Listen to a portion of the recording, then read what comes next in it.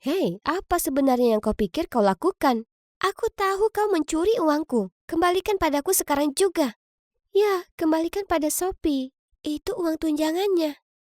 Uang apa? Aku tak tahu soal uang apapun. Aku mengangkat bahu sambil berjalan menuju ranjangku, mengabaikan wajah marah Sophie. Setelah itu, aku harus dengarkan Sophie sampaikan tuduhannya padaku. Bla bla bla.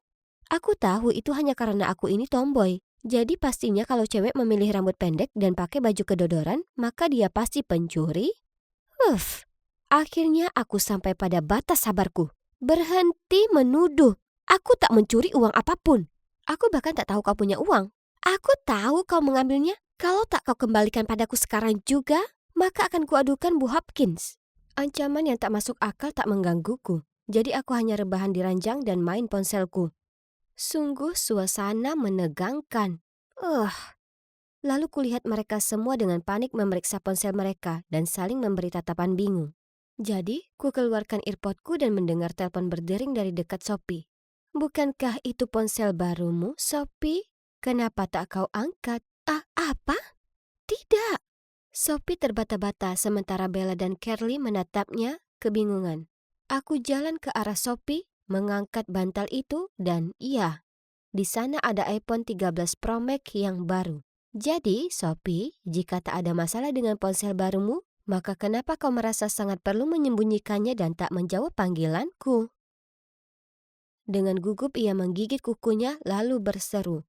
Baiklah, ku habiskan semua tunjanganku untuk beli ponsel baru. Aku tahu orang tuaku akan marah kalau aku menghabiskannya begitu cepat. Jadi kukira akan lebih mudah untuk menyalahkanmu. Karena kau anak baru dan terlihat agak mencurigakan. Bagus, aku menatapnya. Kau bisa saja, kau tahu, temukan orang yang lebih bodoh untuk kau kerjai. Karena sudah kulihat jelas siapa dirimu dan skenario kotormu. Tapi terserah. Teman-teman, aku minta maaf. Ia menatap Bella dan Carly dengan tatapan memelas. Tolong maafkan aku. Mereka berdua menggelengkan kepala dan beritahu Sophie kalau dia harus minta ke Bu Hopkins, pengawas asrama, untuk pindah kamar. Jika tidak, mereka akan beritahu semua orang tentang apa yang dia lakukan. Jadi dengan marah Sophie berkemas lalu pindah. Saat ruangan sudah terbebas dari Sophie, Carly dan Bella minta maaf padaku, lalu membantuku merapikan barang-barangku. Aku tersenyum ke mereka. Jangan khawatir, tak masalah. Setelahnya, mereka tak henti memuji pakaian dan gayaku. Dan betapa pintarnya aku. Hal ini sangat menyanjung. Tapi dari luar aku tetap bersikap datar. Akhir pekan itu, sekolah membawa kami keluar berkegiatan di hutan. Guru kami mengadakan perburuan harta karun dan membagi kami jadi beberapa kelompok. Aku akhirnya sekelompok dengan Carly, Bella, dan 2 orang gadis lainnya. Guru memberi Bella peta. Dia memegangnya dengan cara yang salah. Kurasa peta ini rusak. Aku tertawa kecil, mengambilnya, lalu menggunakan petunjuk pertama yang kami dapatkan. Aku segera tahu bahwa kami perlu jalan 100 langkah ke timur dan temukan sebuah pohon di tepi danau. Ternyata semua petunjuk yang lain sama mudahnya dengan yang pertama. Dan segera kami selesaikan permainan. Di urutan pertama, semua orang melongo dan bertepuk tangan padaku. Ini sih gampang sekali. Kami dalam perjalanan kembali ke kamar asrama saat Carly menghampiriku dan berkata, "Hey Sam, kau hebat sekali hari ini." Oh, itu bukan apa-apa. Permainan teka-teki adalah kesukaanku. Hei, aku punya ide. Ayo kita bentuk tim detektif. Karena sekolah kita masih punya beberapa kasus yang belum terpecahkan. Itu ide bagus.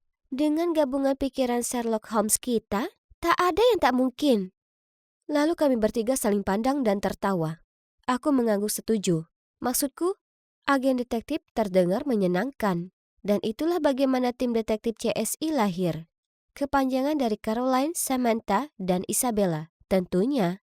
Awalnya, semua orang menertawakan kami karena mereka pikir grup ini omong kosong. Tapi kemudian, saat ujian matematika dicuri, dan lewat keterampilan investigasi ahli kami mengaitkannya ke Aubrey, siswa terbaik di kelas.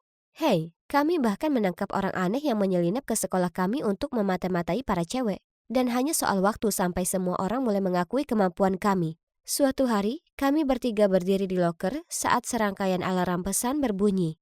Ternyata, di halaman pengakuan milik sekolah, kami terdapat postingan baru yang menyatakan kalau Liam, anak laki-laki terpopuler di sekolah, telah merayu dan menipu banyak gadis. Mereka juga memposting beberapa surat cinta yang diselipkan Liam ke loker para cewek untuk memanipulasi mereka supaya mau memberinya uang. Pesan itu menunjukkan aku tak sabar mengajakmu kencan spesial tapi kartu debitku tak bisa dipakai.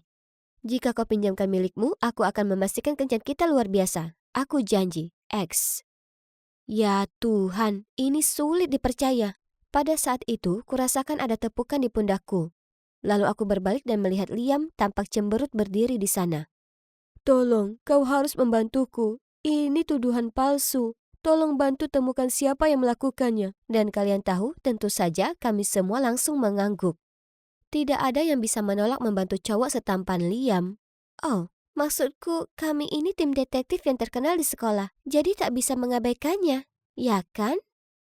Ya, benar saja. Aku memutar mataku. Aku tak salahkan Carly karena suka dengan Liam. Maksudku, semua orang menyukainya.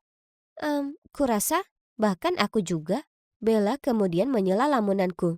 Ayo teman-teman, fokus pada pekerjaan kita. Kurasa orang yang lakukan itu pasti punya semacam dendam ke Liam. Semua orang setuju dan mulai menginvestigasi. Yang membuatku menyelinap ke asrama Liam dan mengacak-ngacak tempat sampah. Bingo, kutemukan secari kertas yang dirobek-robek berisi pesan yang harusnya dikirim Liam ke korbannya, dicoret dengan tinta hijau. Lalu, siapa yang kebetulan ada noda hijau di tangannya? Tak lain adalah James, salah satu teman sekamar Liam. Ternyata, James melakukan ini karena iri dengan popularitas Liam. Betapa licik. Nah, kesibukan ini membuat grup detektif kami semakin terpercaya. Kami sebenarnya punya fanbase sendiri dan aku selalu tak sengaja dengar anak-anak lainnya membicarakan hal baik tentang kami. Bagian terbaiknya, Liam sangat berterima kasih pada kami sehingga lebih sering nongkrong dengan kami. Kami bahkan ke taman dengannya di suatu akhir pekan dan dia belikan kami semua es krim.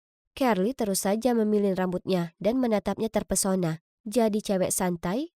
Aku sebatas tersenyum dan berkata thanks. Satu-satunya yang sepertinya tak terkesan dengan Liam yaitu Bella. Mengambil es krim itu, memaksa tersenyum sopan lalu cuek kepadanya. Biar, paling tidak akhirnya satu kompetitor berkurang untuk dapatkan perhatian Liam. Suatu hari, kami sedang makan siang. Saat kami tak sengaja dengar cewek-cewek di meja sebelah bicara tentang cewek yang melihat hantu di lab kimia. Dan itu sangat membuatnya ketakutan sampai tak mau keluar dari kamarnya berhari-hari. Menurut yang lain, legenda hantu ini sudah ada sejak lama. Nah, itu terdengar seperti tugas untuk CSI. Tapi Bella langsung melipat tangannya dan menggelengkan kepala. Tidak, aku tak ikut. Tak ada hantu di dunia ini. Dengan tegas aku berkata, ya, jadi kita harus pergi dan meluruskan ini. Tapi tak peduli berapa keras aku dan Kelly berusaha membujuknya, ia menolak mentah-mentah. Apa kau tahu kutukannya? Jika ada seorang pun mencari hantu ini, mereka akan dikutuk dan akan sial selama sisa hidupnya. Bukankah kau baru saja bilang tak ada hantu di dunia ini? Lalu kenapa kutukan bodoh itu mengganggumu? Sebenarnya aku takut hantu. Kupandang Bella, berusaha untuk tertawa. Oke, kalau begitu kau tetap di ruangan. Lalu aku dan Carly pergi membahas rencana malam itu. Kami sedang sembunyi di pojok lab kimia. Ya ampun, membosankan di sini. Dan aku cukup lapar. Seharusnya aku membawa camilan. Tiba-tiba, angin dingin bertiup melalui kami. Itu membuatku bergidik. Kali menggoyang tanganku lalu berbisik. Sam, ayo kembali ke asrama. Shh. Aku mendengar sesuatu. Langkah kaki. Lalu kurasakan sentuhan di bahuku. Aku menatap Carly. Lalu kami berdua menjerit dan melesat ke pintu. Gedebuk, kami menabrak sesuatu dan terjatuh ke lantai. Aku segera bangkit dan melihat Carly dengan matanya yang terpejam dan berdoa. Tolong hantu, maafkan kami. Apa yang kalian lakukan di sini selarut ini? Aku mendongak. Ternyata Bu Hopkins yang merengut. Yap, kalian berdua akhirnya dihukum seminggu selamanya karena berkeliaran di jam ini. Setelah Bu Hopkins menceramahi kami lagi dan mengawal kami balik ke asrama, Bella menatap kami dari ranjangnya dan berkata, "Sudah ku bilang kalian berdua akhirnya akan terkutuk, bukan begitu?" Aku mendengus. Maksudku, kutukan itu omong kosong. Benar kan? Tapi kemudian hal aneh mulai terjadi padaku dan Carly. Tugas sejarahku hilang 10 menit sebelum tenggat waktu. Carly akan mengenakan perlengkapan olahraganya dan mendapatinya penuh dengan noda lumpur. Dan barang-barang pribadi kami terus hilang, lalu muncul di tempat yang aneh. Parahnya, gosip tim detektif dikutuk telah dengan cepat tersebar. Cukup sudah. Aku perlu menyelidiki yang disebut kutukan ini dan mengungkapnya. Kuceritakan pada Bella dan Carly apa yang kurencanakan, tapi mereka tampak tak yakin. Tidak, bagaimana jika sesuatu yang buruk terjadi? Aku nggak mau lagi ah. Sam, baiknya kau juga tak ke sana. Oke, tenanglah. Aku tak akan lakukan itu. Itu cuma gagasan. Tenanglah. Itulah yang kukatakan pada mereka. Tapi masalahnya, aku tak mudah menyerah. Dan aku perlu mencari tahu apa yang terjadi. Jadi malam itu, aku menyelinap keluar kamar dan pergi ke lab sendiri. Lorong yang mengarah ke lab sangat gelap dan sepi, sampai-sampai bisa kudengar napasku sendiri. Kemudian tiba-tiba, kulihat sosok gelap berdiri di depan pintu lab. Aku berjinjit mendekat, lalu kudengar suara. Apa ada yang melihatmu? Jadi hantu bisa bicara sekarang? Tapi tunggu, bukankah suara ini sangat tidak asing? Kuarahkan sinar lampu ponselku ke arahnya. Bella? Dan Liam? Bella tersentak. Dengarkan aku dulu, ini tak seperti yang kalian kira. Oh ya Tuhan, apa temanku telah mengkhianatiku selama ini? Aku segera berbalik dan cepat pergi. Bella mencoba mengejarku untuk menjelaskan, tapi aku tak mau dengar.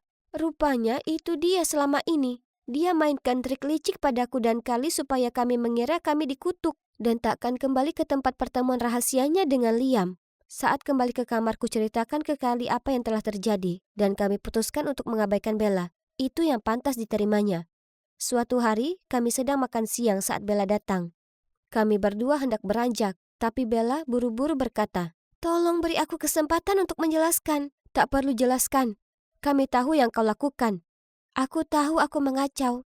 Tapi itu karena aku takut kalian akan bereaksi seperti ini dan aku tak ingin kehilangan pertemanan kita." Kuletakkan nampan itu, lalu duduk dengan enggan. "Aku sudah pacaran dengan Liam selama beberapa waktu. Kami akan go publik. Tapi kemudian kulihat kalian berdua menyukainya. Dan aku khawatir kau akan marah padaku. Dan tim detektif kita akan bubar." "Tuhan, kau ini idiot. Kau pikir kami seegois itu?" "Ya, memang. Kami agak naksir Liam. Tapi jika kau beritahu kami kau pacaran dengannya, kami pasti baik-baik saja dengan itu." Mendengar itu, Bella terlihat malu. Lalu, dia memberi senyuman berdamai. Kemudian kami semua saling berpelukan dan berjanji kalau sejak saat ini tak akan ada lagi rahasia di antara kami. Dan tentu saja, tim detektif CSI masih aktif. Dan bahkan sekarang ada anggota baru si cowok ganteng. Yap, kalian menebak dengan benar. Yang tak lain adalah Liam.